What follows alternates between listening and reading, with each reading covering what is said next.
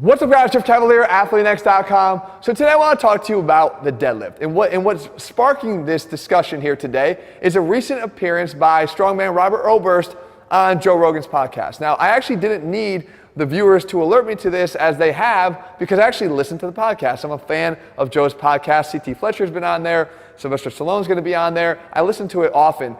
There's a lot of content in this particular podcast, but one thing in particular that has people kind of bent and they want to know what I think about it is this particular statement. So I don't want to take anything out of context. I want to just play it for you so you can listen to it for yourself. I went from football to strongman, and in football we'd never done deadlifts. It was all hang cleans and power cleans, which, by the way, just quick little tip, deadlifts, if you're deadlifting to be a better deadlifter, fine. If you're not doing that for deadlift's sake, then don't fucking do it. The risk to reward ratio is a joke. For deadlifts? For deadlifts. Really? And a lot of people aren't going to like that I'm saying that. But if you go into any NFL gym, in any Division I college football gym, in any athletics where people are actually getting paid and it matters what they're doing, they're not deadlifting. Really? They're hang cleaning and power cleaning. Why is that? Because the risk to reward ratio, like it's so hard to be a great deadlifter and to not risk your low back and to be using your upper back properly, and just there's so many little chances for you to get hurt. All right guys, now before you go and try to jump down Robert's throat or assume what I'm going to say in response to that, I think we have to do a couple things. Number one, we're going to have to apply some context to what he said, and we'll do that in a second. And number two, we're going to have to start with the admission that, guys, I'm actually obviously somebody that has already buried a few exercises myself. I threw willfully a couple exercises into my iron graveyard to never be performed again.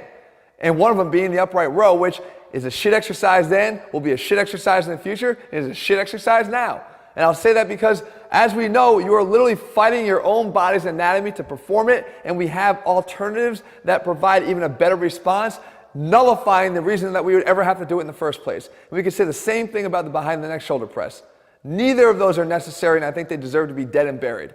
However, when it comes to the deadlift, that is not something I would ever say. I believe the deadlift is one of the most fundamental movement patterns, let alone training exercises. The deadlift is something that we all need to be able to incorporate into our training programs and figure out a way to strengthen ourselves, but the right way. Which leads us to some of the context here to what Robert's talking about. Now I'll start with sort of the professional athlete side of it, because I think what he's saying there's a lot of truth and merit to that. As a matter of fact, I've been in a lot of professional sports weight rooms. I've been around a lot of professional athletes and trained a lot of professional athletes, and I'll tell you this, one of the revelations you learn early on is they're not the best lifters. A lot of times they don't even have great form in the weight room. They didn't get there by being great lifters. They got there because of their innate talents. They got there because of their athleticism.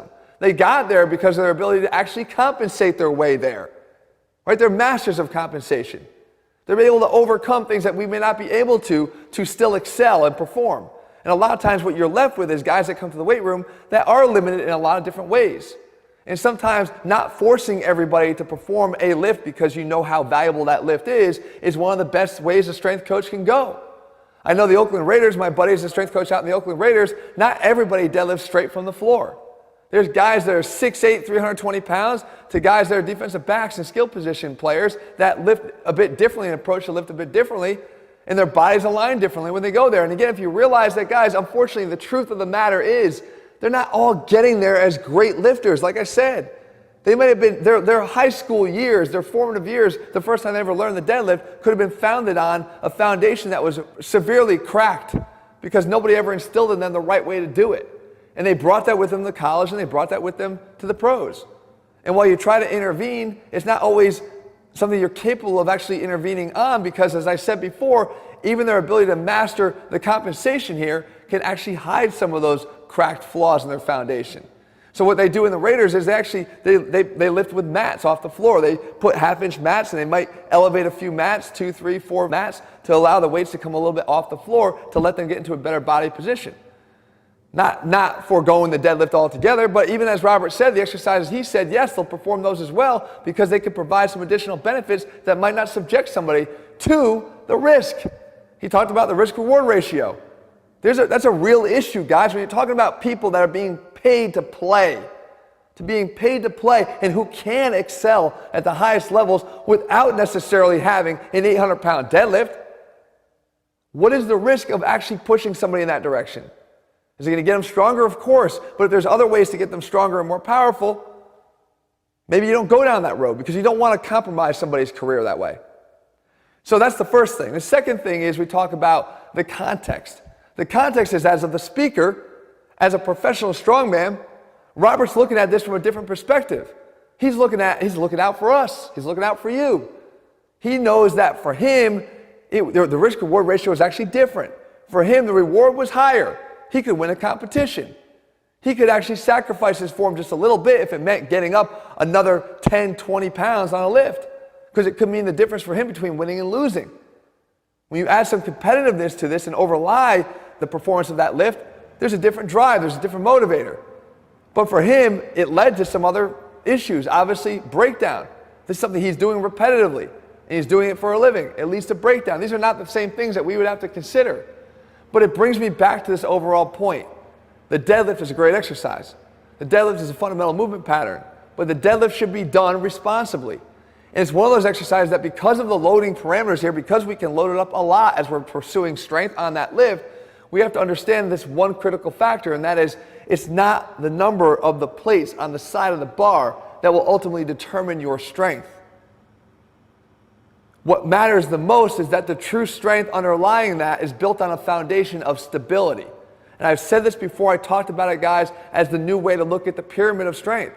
At the base of what we do, the most of what we do is always going to be founded on strength. But if you ignore that bottom there, underneath the surface, that iceberg effect, where stability resides, then you're going to miss out and you're going to likely wind up hurting yourself.